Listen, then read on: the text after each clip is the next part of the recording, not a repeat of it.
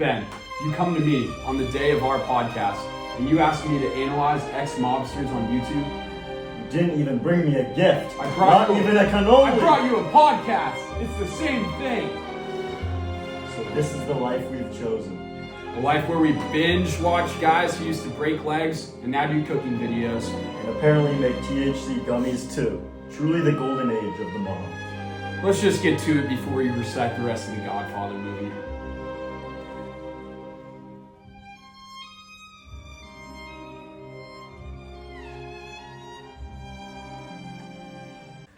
Johnny Bartolomeo is someone who went from a chaotic street lifestyle where he spent years in biker gangs, trafficking cocaine, and committing various other crimes before being sentenced to 35 years in jail. However, the figure you may know him as today is an intriguing online influencer who promotes personal reform, education, and fitness, eventually leading to the creation of an athletic apparel brand and a large social media following today. Joe Barone grew up around organized crime circles. When he was young, his father was found murdered, shot, and left in the street under circumstances that were never fully explained.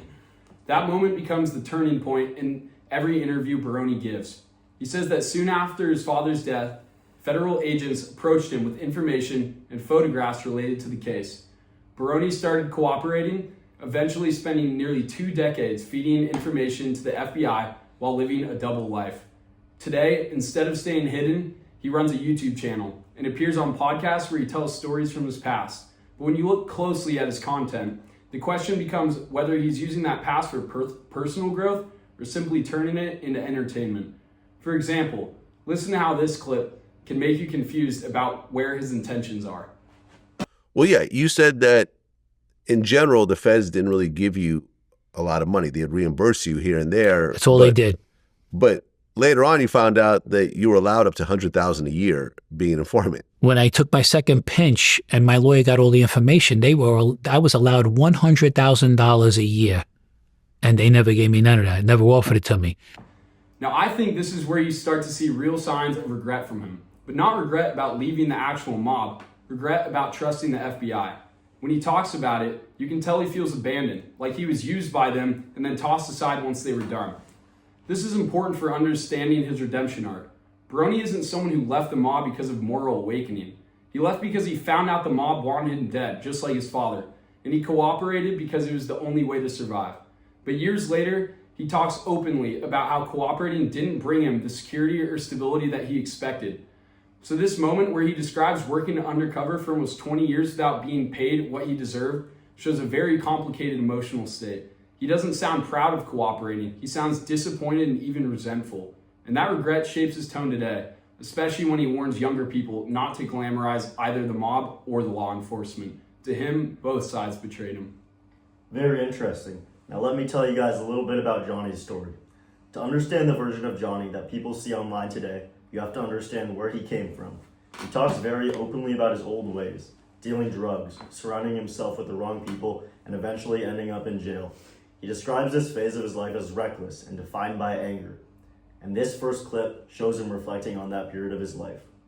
I like a quote that your dad said. Men do man things, Men right? do man things. When I said my speech in court, the only thing I feel bad for everybody in court today is they didn't have my mother and father to bring them up. They were very special people and they taught me a lot. They were great. I'm not a reflection of them insofar of the crimes that I committed. I was just a wild kid. Despite my mother's, John, please, John, Mom, all right, Mom, all right. The perception of what that is and how you can interpret that is a million things. But I mean, for guys like us that are like cut from the same cloth from back in the day, I just think that you can't take the focus off yourself and put it on somebody else, no matter what. If you're in a situation you're in that situation. You know, for me, it was always like perseverance, wherewithal. Did you always have that? Always. And So like that mindset, right? That mindset of always just trying to do better, where you always, or the positive outlook. I was trying to make money as a kid. My philosophy was do the least amount of work, make the most amount of money. And I wanted to sell, I would tell a guy that I was selling Percocets to, my friend was telling me the other day, reminded me of it. I was like, it's a bad time to quit. Because you were making money. What stands out about his storytelling is that he doesn't glorify it. He frames it as wasted years rather than reflecting on the experiences like they are performative nostalgia. It's more like he's putting the ugliness of his past on the table so people understand what he's trying to move away from. Before we continue any further, I want to show you 2 quick clips from his YouTube channel that really help explain the direction his online presence is going and what Joe Barone is all about. Hey guys, Joe Barone from the Goodfellow Podcast, here with a little prison cooking video for you. I did it kind of short and I did it kind of quick because I don't want to bore anybody. But when I was took my first pinch and did my first bid in the 90s, I was at Otisville, New York, and then finally my last 18 months was at Milan, Michigan. And you don't even want to know the stories about the diesel therapy. But anyways, we used to have, I don't know what they got in their prisons now, but I used to have pinto bean flakes right here. And it looks like this on the inside, okay? At home now, it's totally different. Now, Instead of using his jail time to talk about regret, reflection, or how incarceration changed him, he turns it into a cooking segment where he shows viewers how to make a meal that he ate behind bars, which on his channel, Goodfellas, which says enough. Joe Barone isn't using his past to educate people or warn them. He's using it as an entertainment. Rather than saying prison was the lowest point in my life, he turns it into a quirky recipe demonstration. It's not about self-growth or understanding consequences. It's about creating content that gets clicks. So when you put this video next to his others, it becomes clear that his channel isn't built around redemption at all. It's built around repackaging his mob history and jail experience into something marketable. He's not reflecting on prison, he's monetizing it. And if you thought that video said something about his branding, check this clip out. of course, me being an ex-felon, I'm not allowed to have a weapon, so I don't carry one. And, I have to deal with it with my hands. Most people, they're not going to do that. They would shoot me, and it's probably smarter for them to do so because I doubt they're going to win the fight anyway. Because let's put it this way. My therapist says I got a lot of built-up anger. I wonder why. But it's just the whole life. Like, I like people when they come on my show or Dominic's show and they see me, they give me respect. They say, hey, Joe, good to see you. Good to hear from you. And that's just common courtesy, a lot of respect. And that goes a long way with me. I really appreciate. Hey guys, I apologize for the interruption, but I got to thank my guys from Source CBD. Today's episode is only because of them. They have tropical ointments, gummies, tinctures, and much, much more. This is good for joint pain, stress relief, which is one of the reasons why I take it, muscle recovery, everything. In one clip, he talks about respect, and he presents it almost like a positive life lesson, as if there's something admirable about the way mob guys operated. But almost immediately after saying that, he pivots into a brand advertisement for a THC gummy company. Think about the contrast that he's creating. First, he elevates a mob value like respect, making it sound nostalgic or even honorable. Then he uses that moment to sell a product.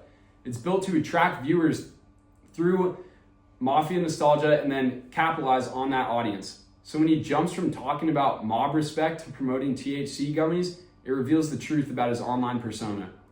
Just think about what his video is showing and how he's making a prison meal in it. He's building a brand. He glorifies the parts of his past that get engagement, and he monetizes the attention through ads and promotions.